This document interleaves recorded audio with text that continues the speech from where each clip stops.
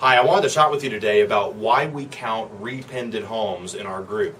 You know, since the beginning of time for Portland Real Estate Group and United Home Group, we've always counted a re-pending. Here's what I mean. So we're always looking at new escrows. And if you've been around me very long, or if you're just starting to be around us, you'll realize pretty fast that we don't spend a lot of time talking about what we closed last month or how many units we closed. That's important. It is. It's absolutely important. Though when you're running a business, I want you to think about what you're building, not so much what you just did. In other words, last month is over. Like the closings we just had, those are over.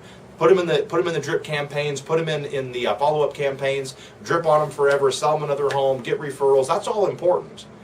Though right now it's always about what's happening next. And so that's why we count escrows. So you'll find sometimes in GroupMe where somebody will say, hey, so like Jeff did it just this week, yesterday maybe. He said, hey, I got a new escrow for I think it was $865. That's awesome, by the way. Got a new escrow for $865. It fell out of escrow and we resold it. And people will sometimes ask, you know, should I repost this? I've already posted it once. Yes.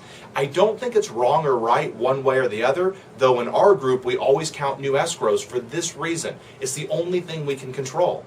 I'll bet you that Jeff did everything he could to keep that home in escrow the last time it sold. I'll bet he did everything he could. I'll bet he worked on negotiating. I'll bet he worked with the other agent. I'll bet he did everything he could, and at the end of the day it just fell out.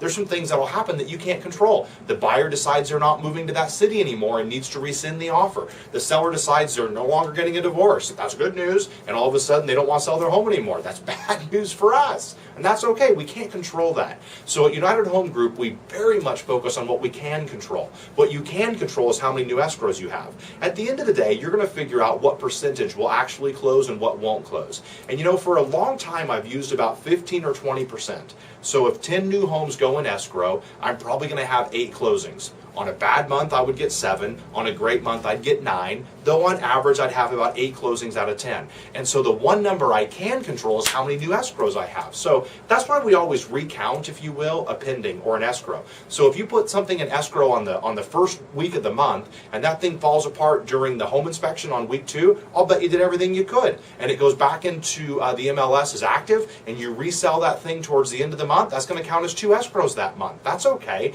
I know it's just one door, though it's 2 escrows, because you can control that. And over the course of time, you're going to find your number. There's some people within our group right now that they have like a 90% close rate. And there's some people with a 70% close rate. I don't think anyone is good or bad, right or wrong. It's just a matter of knowing your numbers. So that's why we recount pendings. So thanks for watching.